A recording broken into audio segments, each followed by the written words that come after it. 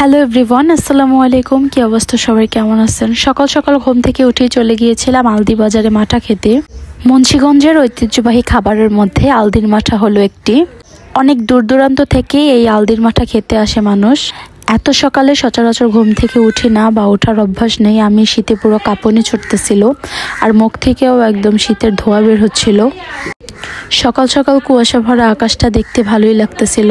তো এখানে আমি, ভাবি আর সিয়াম একটা গাড়িতে উঠে নিলাম।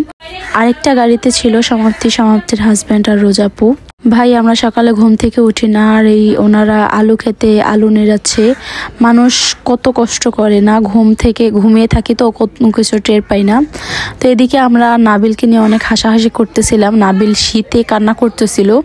তো এই তো ফাইনালি আমরা আলদি চলে আসছি। একদম ব্রিজের এই মাথা থেকে ওই মাথা মানুষে পুরো ঘেরা ছিল।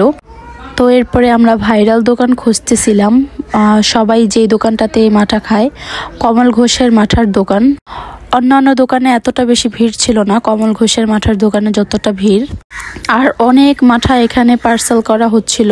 এই যে বড় একটা পাত্র দেখতেছো, এটা ভরা মাঠা ছিল এবং এদিকেও বড় বড় পাতিলের ভিতরে মাঠা ছিল। তো আমরা মাঠা নিয়ে নিয়েছি, আমরা ব্রিজের উপরে গিয়ে খাবো। এখানে যতটুকু খাবার খাবো বাকিটা বাসার সবার জন্য নিয়ে নিয়েছে একেবারে। আর সাথে ছিল সানা। ভাইয়া আমাদেরকে এখানে মাঠা সার্ভ করে দিচ্ছিল।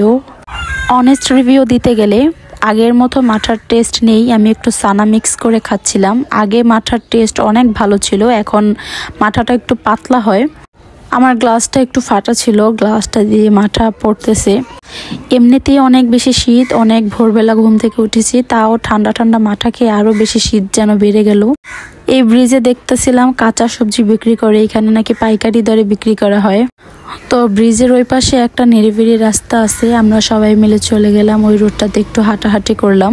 সাথেই একটা বিল ছিল, বিলে আবার জেলেরা মাছ ধরতেছে। তো এই তো দিনটি এনজয় করলাম খুব। ভিডিওটি ভালো লাগলে অবশ্যই পেজে একটা ফলো দিবেন। Thanks for watching. আল্লাহ হাফেজ।